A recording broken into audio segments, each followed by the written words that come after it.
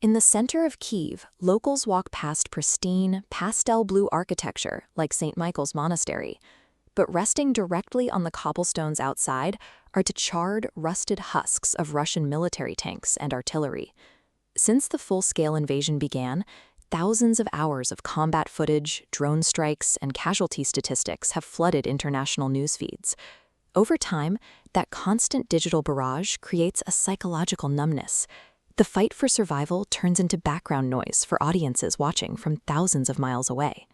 To break through that apathy, a new travel sector has taken shape in 2026: hot war tourism. Foreign nationals are deliberately traveling into Ukraine while the country is still under martial law and actively defending its borders. This is strictly separated from disaster voyeurism. Tour operators and local guides have explicitly designed these routes as an educational tool, what they call shock therapy.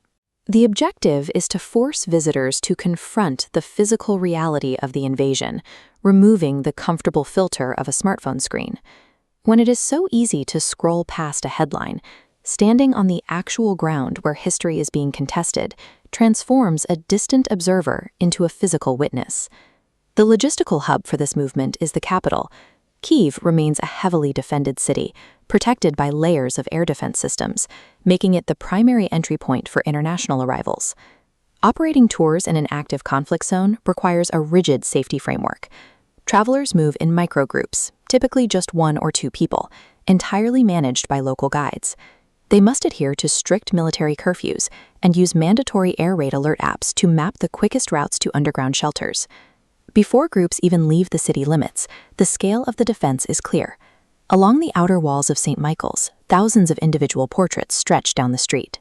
This is the memory wall of fallen defenders, a living memorial cataloging the men and women killed in the ongoing Russian-Ukrainian war.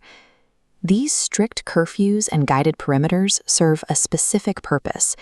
They are the exact defense mechanisms that allow civilians and outsiders to safely navigate a nation fighting an existential threat. Leaving the relative security of the capital, the tour routes track northwest into the suburbs, specifically aiming for the city of Irpin.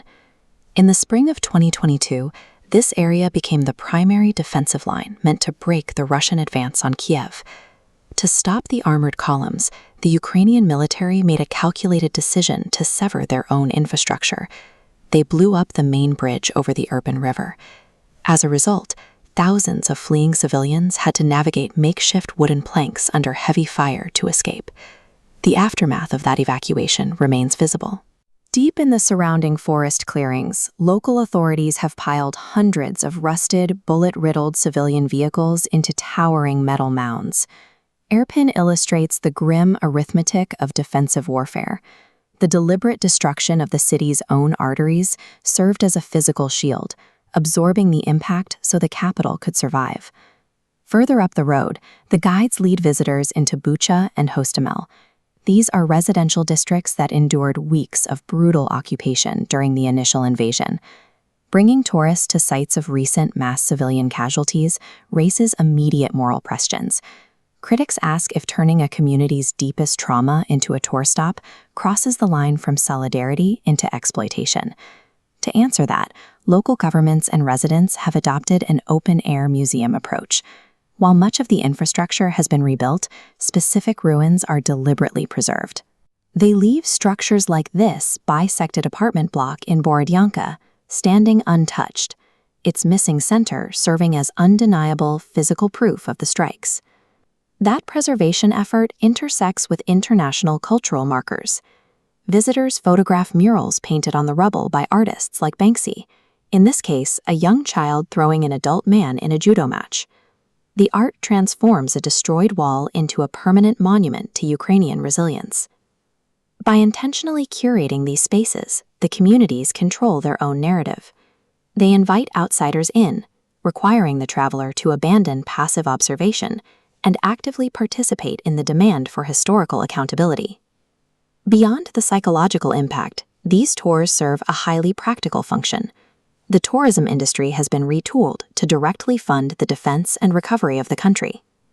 This pricing framework for war tours outlines specific cost tiers: €150 for Kiev and €250 for Irpin and Bucha.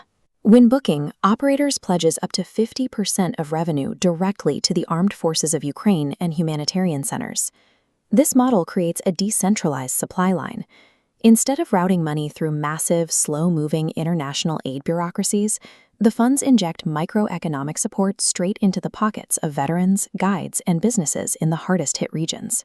A casualty report on a nightly news broadcast is a static number, but walking through a shattered suburb alongside a guide who fought on that exact street translates those statistics into tangible human experience.